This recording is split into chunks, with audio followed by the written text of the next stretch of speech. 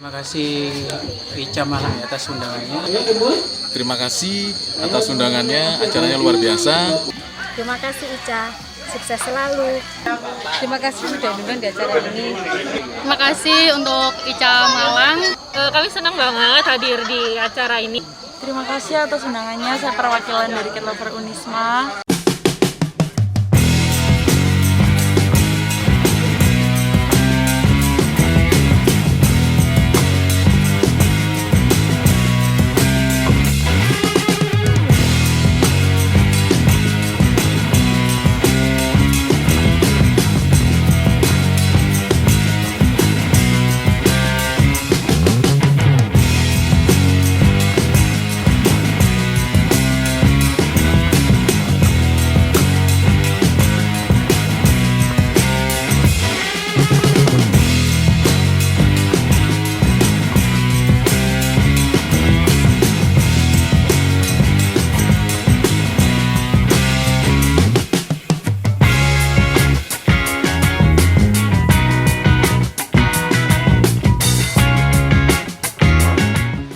Acara buka bareng, sekalian kita kumpul-kumpul sesama pecinta kucing. Semua komunitas di Malang insya Allah sudah diundang dan semuanya insya Allah hadir. Sebagian masih di dalam perjalanan. Oke, acara inti yaitu selanjutnya adalah talk show dengan tema vaksinasi dan kesehatan kucing oleh Dr. Hewan Dedi Ananto. Untuk Dr. Hewan Dedi Ananto, silakan kami persilahkan. Dipersilakan. Nah, tepuk tangan dong Bapak dokternya, silakan. Assalamualaikum warahmatullahi wabarakatuh. Ngomong soal vaksinasi kesehatan hewan, kesehatan kucing itu sebenarnya masalah yang bias. Masalah yang banyak yang harus diomongkan.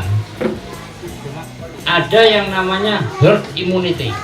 Herd immunity itu imunitas kekebalan yang didapatkan secara alam karena sering berkontak dengan agen dari suatu penyakit, dalam ini virus.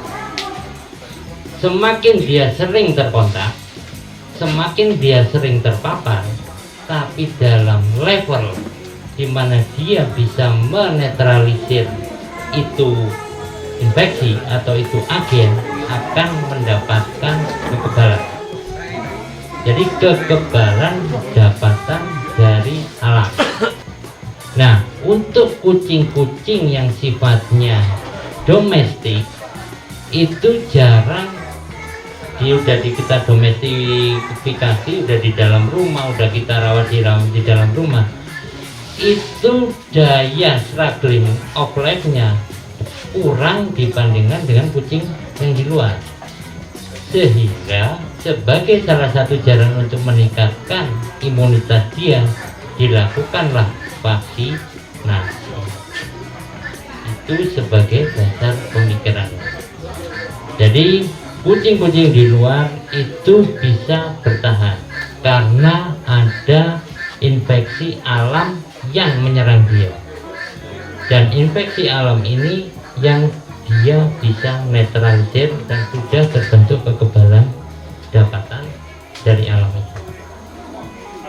Jadi oke, antara divaksin atau tidak itu tergantung dari diri si kucing sendiri, kembalinya di sana. Sedang sebagai pemilik itu kita punya kewajiban untuk memberikan kekebalan buat si kucing karena memang dia sudah kita pelihara secara bentuk tanggung jawab, ya. Terus yang ketiga, dasar lingkungannya yang kita pakai segitiga tadi. Dasar lingkungan dari kucing yang kita domestifikasi itu kucing lingkungan rumah, jarang terkontak dengan kucing luar. Jadi paling tidak dasar dari dia dapat infeksi tertular dari luar itu jadinya kurang. Kalau kucing luar, lingkungannya luar, dan dia dapatan dari luar, maka kekebalannya akan lebih baik. Sebenarnya lebih baik kekebalannya daripada dari vaksinasi. Masalah vaksinasi itu sebaiknya benar-benar bisa ketat. Karena apa? dia bisa kucing dan melahirkan. Setelah melahirkan anak akan mendapat yang namanya maternal antibody. Antibody dapatan dari Indo. Itu didapat di 2 minggu awal setelah beranak. Dapatnya dari mana? Dari susu Indo. Berarti si anak baru mendapat antibodi dapatan setelah ada penyerapan susu di usus yang utama, ya. Yang kedua itu dari plasenta. Sehingga saya sarankan kalau memang Anda mau berniat breeding dan menjaga yang namanya kestabilan imun si anak, tolong jadwalkan vaksinasi yang teratur. Karena keteraturan dari vaksinasi ini akan memberikan nilai antibodi maternal yang tinggi. Jadi paling tidak si anak setelah keluar dari rahim si induk itu paling tidak untuk sementara ada pertahanan tubuh sampai kurang lebih 1 bulan, 1 bulan setengah. Panjangnya maternal antibody ini tergantung dari nilai vaksinasi, jumlah vaksinasi dari induk. Semakin jarang divaksin akan mendapatkan maternal, akan memberikan maternal antibody yang pendek juga. Harusnya 1 bulan setengah, cuma dapatannya sampai 2 minggu. Jadi jangan salahkan si anak kalau semisal dalam waktu 3 minggu sudah ada kematian yang bersifat mendadak, ya. Jadi kadang dok, kok hitamku kok mati mendadak, kemarin tidak apa-apa, sekarang mati. Itu banyak kemungkinan, salah satunya maternal ini yang nggak terlalu bagus. Sehingga untuk tahap awal memang sih kalau kita jadwal di situ ada jadwal masalah vaksinasi itu memang saya contoh pakai CureVac, ya. Memang bisa pakai F3 atau Novavax monggo. Tapi dengan nilai tingkat virulensinya yang saat ini, saran saya minimal si kitten itu dapat 2 kali penyuntikan jangka waktu sebulan semenjak dia umur 2 bulan untuk vaksinasi awalnya. Minimal 2 kali. Saran saya itu. Karena apa? Berapa kali kita lakukan vaksinasi itu ternyata sekali masih belum bisa memberikan kekebalan yang maksimal, ya. Jadi ada kadang istilahnya jebol atau apa, itu salah satunya yaitu. Karena juga sebelum vaksinasi kita harus jujur sebagai pemilih. Kita lihat kucing kita yang akan divaksin, kita lihat kondisi kucing kita sebelum divaksin itu benar-benar layak atau enggak. Dari si pemilih harus jujur. Jangan sampai ada kejadian kucing muntah, kucing diare itu sampai divaksin. Sebaiknya benar-benar kucingnya sehat. Supaya apa? Tidak menimbulkan yang namanya reaksi autovaksinasi. Kejadian reaksi autovaksinasi itu muncul setelah 1 jam vaksinasi sampai 48 jam paling cepat. Sehingga apa? Vaksin yang harusnya jadi antibodi tidak menjadikan antibodi, malah menyerang balik si kitten ini. Karena apa?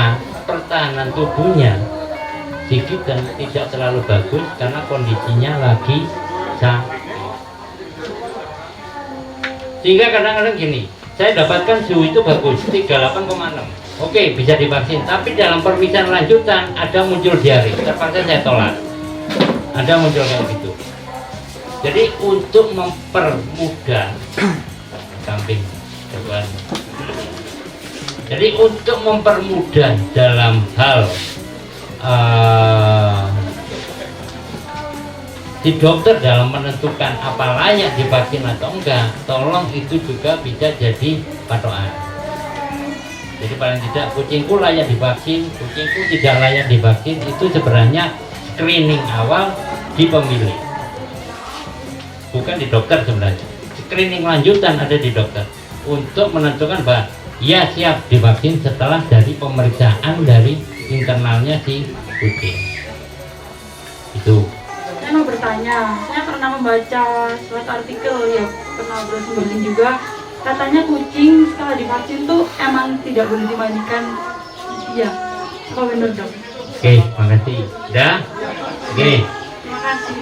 Salah satu, jadi nggak hanya dimandikan aja mbak. Jadi kita berusaha dari awal tadi kita berusaha memberikan suasana yang nyaman buat kucing. Ya, itu patokan awal kita. Kita memberikan vaksin sama juga bayi divaksin. Itu paling tidak kita tidak boleh memberikan stres ke dia. Karena stres sedikit pun akan berusaha menaikkan suhunya si kucing. Itu udah hukum. Nah, dengan adanya mandi itu sebenarnya kita sudah memberikan stres buat kucing. Kenapa? Kucing lebih nyaman untuk grooming dia sendiri dibandingkan dengan grooming lewat mandi. Dengan grooming lewat mandi itu sudah kadangkala memberikan stres.